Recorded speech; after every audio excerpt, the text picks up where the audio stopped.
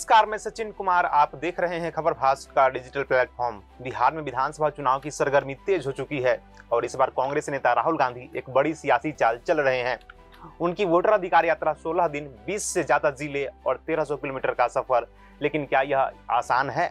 इसका मकसद क्या है और यह बिहार की सियासत को कैसे प्रभावित कर सकती है? चलिए जानते हैं। 17 अगस्त 2025 को राहुल गांधी बिहार के सासाराम से वोटर अधिकार यात्रा शुरू कर चुके हैं। यह 16 दिन की यात्रा 20 से ज्यादा जिलों को कवर करेगी, जिसमें औरंगाबाद, गया, नालंदा, भागलपुर, पूर्णिया, दरभंगा और चंपारण जैसे प्रमुख जिले शामिल हैं। इसका समापन 1 सितंबर को पटना के गांधी मैदान में एक विशाल रैली के साथ होगा। लेकिन यह यात्रा क्यों?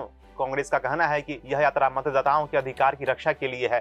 राहुल गांधी और उनके सहयोगी जैसे राजद के तेजस्वी यादव चुनाव आयोग की विशेष गहन संशोधन प्रक्रिया पर सवाल उठा रहे हैं। उनका आरोप है कि इस प्रक्रिया में लाखों वोटरों के नाम हटा दिए गए हैं, खासकर दलितों, अल्पसंख्यकों और पिछड़े वर्ग के लोगों को हटा दिया गया है। यह यात्रा सिर्फ एक मार्च नहीं, बल्कि बिहार चुनाव से पहले एक सियासी मास्टर स्ट्रोक भी मानी जा रही है। राहुल गांधी इस यात्रा के जरिए न केवल जनता से सीधे संवाद करेंगे, बल्कि इंडिया गठबंधन को मजबूत करने की भी कोशिश करेंगे। इसमें राजद, सीपीआई, सीपीएम, सीपीआईएमएल और विकासशील इंसान पार्टी जैसे सहयोगी दल शामिल होंगे। राजनीतिक पंडित मानते हैं कि यह यात्रा कांग्रेस को बिहार में अपनी खोई जमीन वापस दिलाने की कोशिश है, खासकर शाहबाद क्षेत्र, जहां दलित, ओबीसी और मुस्लिम वोटरों की अच्छी खासी तादाद है। वहां से यात्रा शुरू करना रणनीतिक रूप से महत्वपूर्ण है। आइए इस यात्रा के रोड मैप पर नजर डालें। यह यात्रा सासाराम से शुरू होकर औरंगाबाद, गया, नालंदा, मुंगेर, पूर्णिया, सुपौल, दरभंगा, सीतामढ़ी, पश्चिम चंपारण और सारण जैसे जिलों से होकर गुजरेगी। यह यात्रा 3 चरणों में होगी, जिसमें 20, 25 और 31 अगस्त को ब्रेक होंगे। राहुल गांधी पैदल मार्च, जनसभाओं और स्थानीय लोगों से मुलाकात के जरिए जनता से जुड़ेंगे। अंत में पटना के गांधी मैदान में एक भव्य रैली होगी, जिसमें तेजस्वी यादव, मल्लिकार्जुन खड़गे, प्रियंका गांधी जैसे नेता शामिल हो सकते हैं।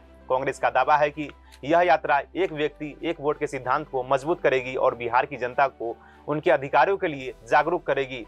कांग्रेस का कहना है कि बीजेपी और जेडीयू मतदाता सूची में गड़बड़ी को छिपाने की कोशिश कर रहे हैं। सुप्रीम कोर्ट ने हाल ही में मतदाता सूची से हटाए गए 65 लाख वोटरों की सूची को ऑनलाइन उपलब्ध कराने का आदेश दिया है, जिसे कांग्रेस अपनी जीत मान रही है। सोशल मीडिया पर यह यात्रा चर्चा का विषय बनी हुई है, जहां लोग इसे लोकतंत्र की रक्षा का आंदोलन बता रहे हैं।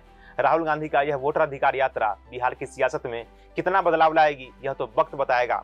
लेकिन इतना तय है कि यह यात्रा बिहार के लोगों को उनके वोट के अधिकार के लिए जागरूक करने की एक बड़ी कोशिश है। आपके विचार में यह यात्रा बिहार में कांग्रेस और इंडिया गठबंधन को मजबूत कर पाएगी?